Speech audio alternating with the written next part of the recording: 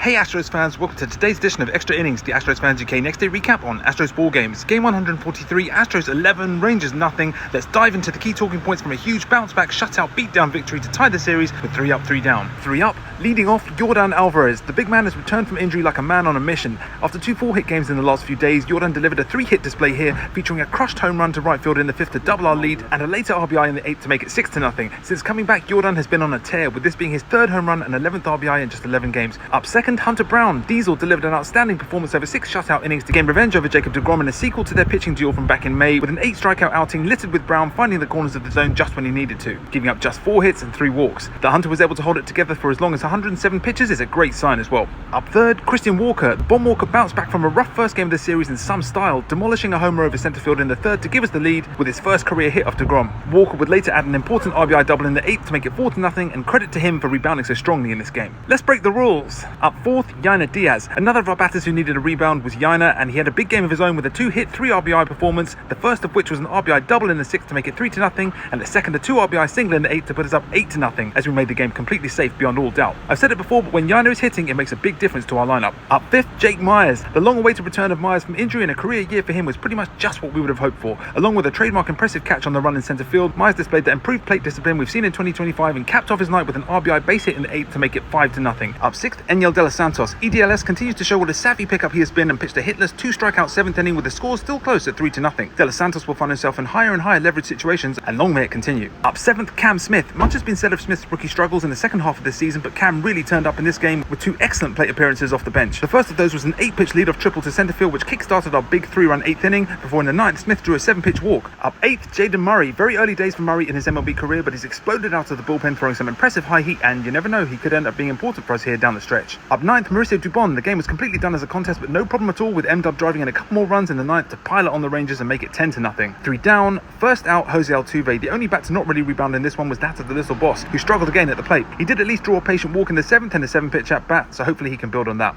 No more negatives from this one. A couple of extra points to finish on. Night and day. Our offensive display as a team was in breathtakingly stark contrast with the struggles of recent times and the previous game, with 15 hits from a total of 10 different hitters, hitting an incredible 8 for 19 with runners in scoring position, as we also drew 4 walks with so many better plate appearances. By showing patience like this, it means our bats force opposing pitchers to have to throw us better pitches to hit. And dealing with the decider, we turn next to Framber Viper Valdez in the series decider, and with the decidedly weighty onus on him making up for the nonsense generated by how he ended his last outing. With the win, we improved to 78 and 65, still 3.5 games ahead atop the AL West, but now back up to 5 games ahead of the Rangers. That's it for today's Extra Innings, the next day recap. Let me know your takes on the win in the comments. Make sure you're following at Astros Fans UK on all platforms, and I'll catch you tomorrow for the next edition of Extra Innings.